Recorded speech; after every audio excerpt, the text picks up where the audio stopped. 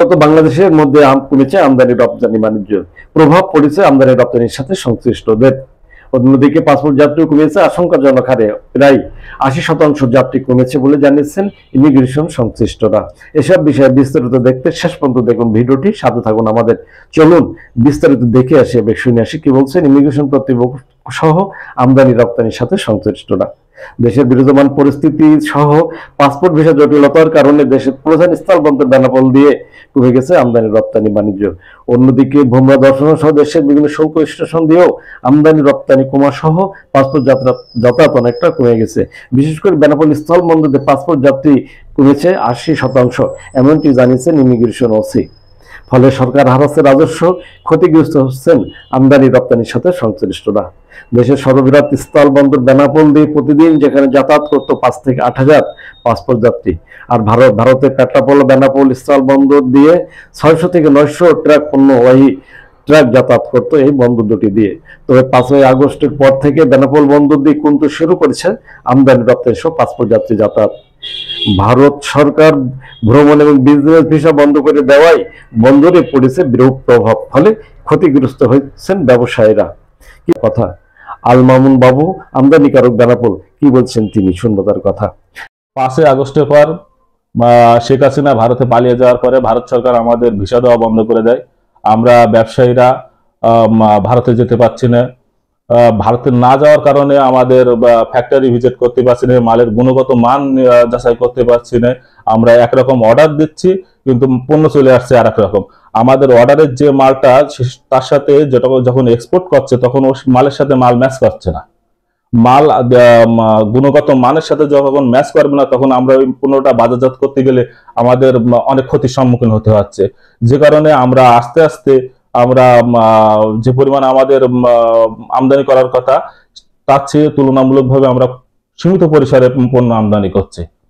এই কারণে বেনাপোল বন্দরে এখন আমদানির পরিমাণটা ক্রমাগতভাবে দিন দিন কমতেই রয়েছে। 5ই আগস্টের পরে ক্রমাগতভাবে দিন দিন কমতেই আছে। Benapole checkpost immigration OC Imtiaz Mohammad Ahsanul Haque Bhuiyan জানান, দেশে বিরাজমান পরিস্থিতিতে পাসপোর্ট জটিলতার ফলেই ৮০% যাত্রী কমেছে। চলতি মাসে প্রতিদিন গড়ে ১ থেকে ১,৫০০ যাত্রী যাতায়াত করছে বেনাপোল স্থলবন্দর দিয়ে। দেশের অন্যান্য শুল্ক স্টেশন বন্দর দিয়েও পাসপোর্ট যাত্রী যাতায়াত সহ আমদানি রপ্তানি বাণিজ্য কমেছে, তবে রপ্তানি কমেছে বেশি।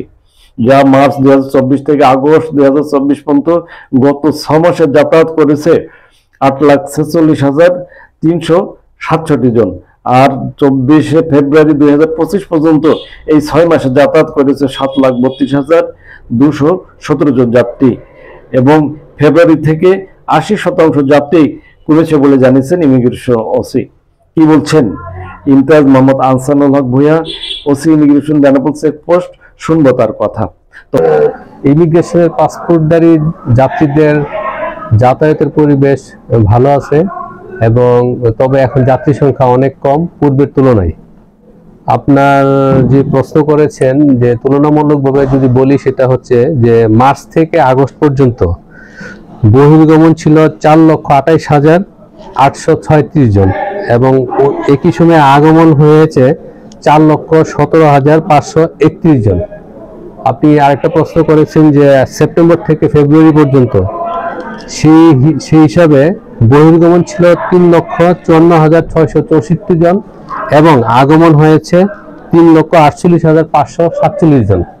বর্তমানে যাত্রী সংখ্যা অনেক কম এবং প্রায় ৮০% যাত্রী যাতায়াত কমে গিয়েছে, যেটা ভিসা শিথিলতার কারণে, ভিসা প্রদান শিথিলতার কারণে এই যাত্রী সংখ্যাটা কমে গেছে। রাজস্বর বিষয়টা আসলে সংশ্লিষ্ট ডিপার্টমেন্ট বলতে পারবে যে ওনারা কি পরিমাণ হ্রাস বৃদ্ধি হচ্ছে। বন্দর কর্তৃপক্ষ জানান, এই বন্দর দিয়ে কমতে শুরু করেছে আমদানি রপ্তানি, যা গত মার্চ থেকে আগস্ট পর্যন্ত ৬ মাসে আমদানি হয়েছে ৯,৪০,০৫০ মেট্রিক টন পণ্য, আর রপ্তানি হয়েছে ২২,৭০,০১৮ টন পণ্য, যা গত ৩১শে জানুয়ারি ২০২৫ পর্যন্ত গত ৫ মাসে ৮,৯০,৪৪৬ টন পণ্য আমদানি হয়েছে, আর রপ্তানি হয় ১২,১৯,০৪,০১০ টন পণ্য।